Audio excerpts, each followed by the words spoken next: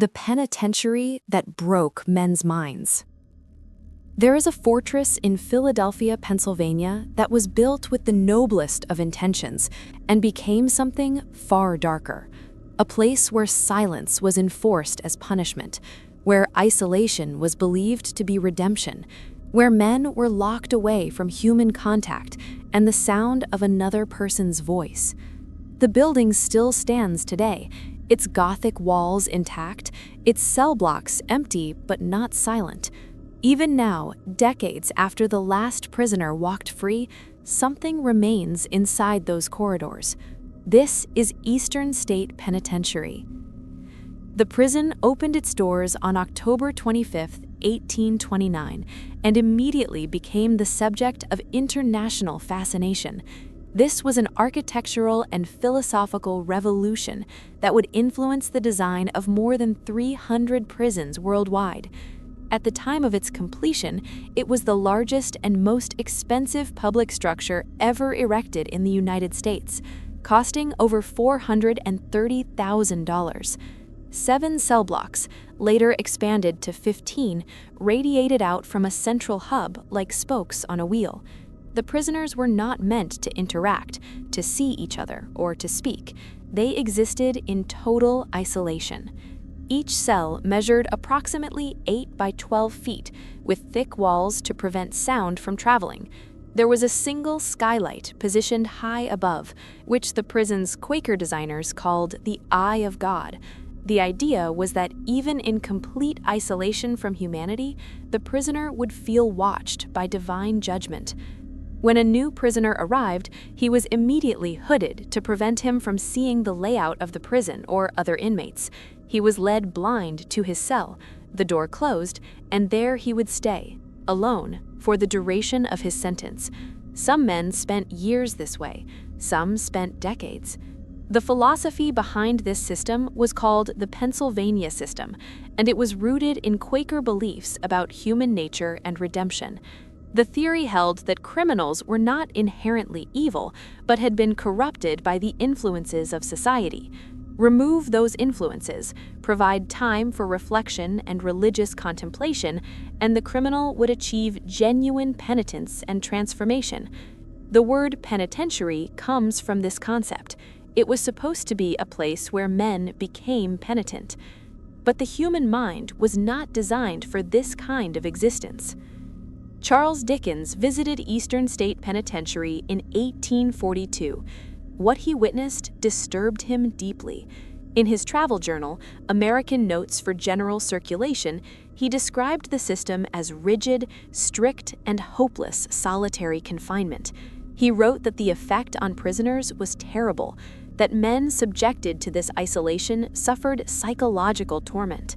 French historian Alexis de Tocqueville also visited and documented concerns about the mental deterioration he observed. Records from the prison's early decades confirmed these observations. Prisoners hallucinated. They spoke to walls as if the walls could answer. Some lost the ability to communicate coherently. The system that was meant to reform instead broke something fundamental in the people it held. By 1913, the prison officially abandoned the solitary system. Overcrowding had made it impossible to maintain anyway, with the inmate population far exceeding the capacity the isolation model required. The prison continued to operate as a standard congregate facility until 1971, when it finally closed its doors after 142 years of operation. The building sat abandoned for nearly 2 decades, exposed to weather and vandals, slowly deteriorating. But during those 142 years, Eastern State held some of America's most notorious criminals. In May 1929, Alphonse Capone was arrested outside a Philadelphia movie theater carrying a concealed, unlicensed .38 caliber revolver. This weapons violation resulted in his first incarceration at Eastern State. Capone was held there for just over 8 months, from May 1929 to March 1930. His time there has become the subject of legend, with early newspaper reports claiming he enjoyed luxurious accommodations. Later research has complicated this narrative. He shared the space with a cellmate named Bill Coleman. They had cots, a shared dresser, a prison-made rag rug, and a small radio. The warden insisted Capone received no special treatment, that his 2-month sentence reduction was earned through good behavior, not bribery. What is documented, however, is what Capone himself reported. He claimed he was haunted, visited nightly by the ghost of James Clark, a man killed in the St. Valentine's Day Massacre of 1929. Clark was a low-ranking mobster, brother-in-law of George Moran, Capone's rival. 7 men died in that massacre, which occurred just months before Capone's arrest. Though Capone was never charged with ordering it, he was widely believed responsible. Other prisoners reported hearing Capone screaming at night, begging Jimmy to leave him alone. Guards documented these disturbances. Something terrified Al Capone during his time in that cell, something no amount of tough guy reputation could defend against. When he was released in March 1930, he hoped he would be free of the haunting. He was not. According to multiple sources, including his own bodyguards, Capone continued to be plagued by James Clark's presence for the rest of his life. He consulted a psychic to rid himself of the spirit. It didn't work. Eastern State Penitentiary was added to the National Register of Historic Places on October 15, 1966. In 1994, the site opened to the public for historical tours. Today, it operates as a museum, offering daytime visits narrated by actor Steve Buscemi on the official audio tour and special events throughout the year. But the reports that draw many visitors have nothing to do with history or architecture. They come because of what people claim to experience inside those crumbling cell blocks. The accounts are numerous and consistent. Visitors report shadow figures moving through corridors. They hear whispering in empty cells, laughter echoing down hallways. Some report being touched by invisible hands, only to turn and find themselves alone. Cell block 12 is particularly active. People report footsteps, figures darting between cells, sudden temperature drops. Cell block 7, with its 30-foot ceilings, creates an atmosphere many find deeply unsettling. Guards who worked at the prison before it closed spoke of hearing disembodied voices, of doors that would not stay closed, of feeling watched by something they could not see.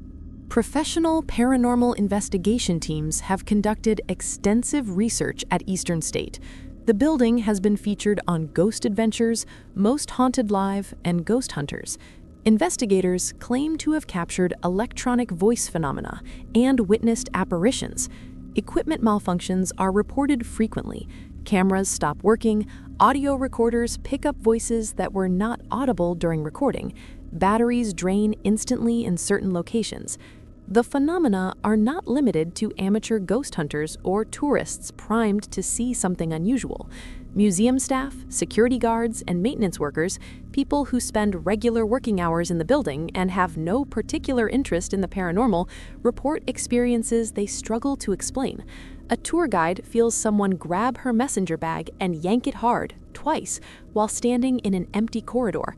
A security guard hears footsteps following him through cell block 4 when he is the only person in the building. A conservator working alone on restoration projects reports hearing conversations in rooms she knows are empty. Skeptics point to natural explanations. Old buildings make noise as they settle. Wind creates sounds through broken windows. Temperature variations in stone structures are normal. The power of suggestion primes visitors to interpret ordinary experiences as paranormal. But this does not explain the consistency of reports across decades from unconnected witnesses. It does not explain why certain locations generate far more reports than others. It does not explain why Al Capone, a man who ordered murders, was terrified enough to scream for mercy night after night. What is documented beyond dispute is the suffering that occurred within those walls. 80,000 people were imprisoned at Eastern State during its operation. Many died there, from illness, from suicide, from violence, from simple despair. The psychological torture of prolonged isolation left scars that records show never healed in many inmates. Consider what it meant to live in those cells. You wake in darkness or dim light from the skylight above, No clock, no way to mark time except meals pushed through a slot in your door. You hear nothing but your own breathing, your own heartbeat. Days blur into weeks, blur into months. You talk to yourself because you need to hear a human voice. You forget what your family looks like, what trees look like, what the sky looks like beyond that small square of light. Some men adapted by retreating into their minds, creating elaborate fantasy worlds more real than the stone cell around them. Others fought the isolation and lost, slowly fragmenting under the pressure of silence. Still others simply gave up, withdrawing into catatonic states from which they never emerged. The Pennsylvania system was eventually recognized as fundamentally flawed, but that recognition came too late for thousands who had already served their sentences, too late for those who had lost their sanity or their will to live. If places can hold memory, if stone and steel absorb the emotional weight of what happens within them, then Eastern State had 142 years to soak up human suffering. 142 years of men weeping in darkness, losing their minds in silence, dying alone where no one could hear them call for help. That anguish does not simply evaporate when the doors are unlocked. The building stands now as a monument to a failed experiment. It draws hundreds of thousands of visitors each year, people who walk through corridors where men once lived in forced solitude, who peer into cells where prisoners slowly lost themselves. Some come for the history, some come for the architecture, and some come hoping to encounter whatever it is that still walks those halls. Whether you believe in ghosts or not, Eastern State Penitentiary confronts you with questions that have no easy answers. What happens to suffering when the people who endured it are gone? Does trauma leave an imprint that outlasts the body? Can a place become haunted not by individual spirits, but by the collective weight of misery within its walls? If you visit Eastern State, if you stand in the silence of Cell Block 7 or walk Cell Block 12, you might find yourself wondering if skeptics and believers are asking the wrong questions entirely. Perhaps it does not matter whether ghosts are real in the way we typically imagine them. Perhaps what matters is that something undeniably lingers in that place, something that makes visitors uneasy, something that resists explanation. The penitentiary that was meant to create penitence instead created something else, and that something has never left. If this exploration of documented history and unexplained phenomena has held your attention, I would appreciate it if you would take a moment to like this video and subscribe to the channel. There are more places like Eastern State Penitentiary waiting to be examined, more locations where history and mystery converge in ways that demand careful attention. I will be here to guide you through them, always with respect for the facts and the people who lived these stories. Until next time, remember that the past is never as distant as we like to believe. Sometimes it is standing right beside us, in the hallways we walk through, in the buildings we have decided are empty. Sometimes the walls remember what we have forgotten, and sometimes they refuse to let us forget.